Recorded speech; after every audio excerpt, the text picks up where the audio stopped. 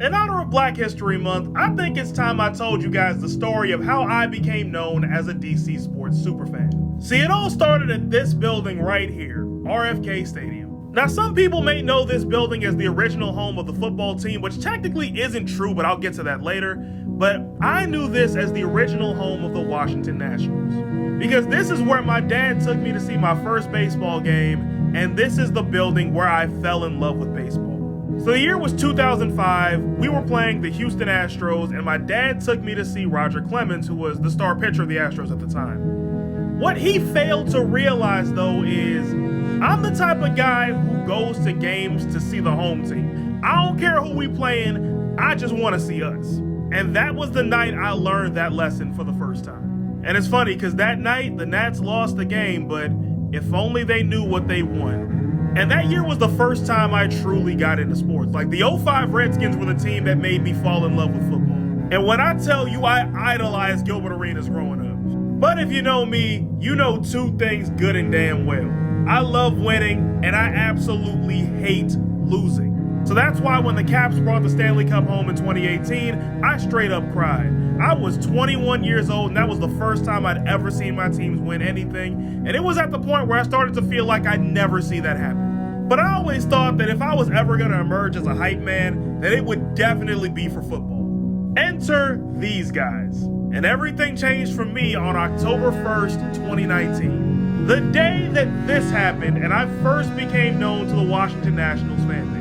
And that was far from the last time they'd see me over that run. I popped up on social media posts. I was all over the news. They couldn't get enough of me. And when the team won it all, they put the camera on me, and I brought it home.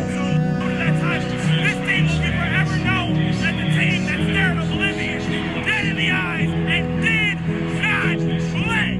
Let's go, we the World Series champions! And then after that, the pandemic happened. But believe it or not, this is where the story actually takes off. Because in May of 2020, the Nats released a documentary about their run to the World Series. They called it Improbable, and sure enough, your boy took center stage. Ever since then, I've been a constant bright spot for the Nats fan community. I mean, the team even made a gif of me. That doesn't just happen.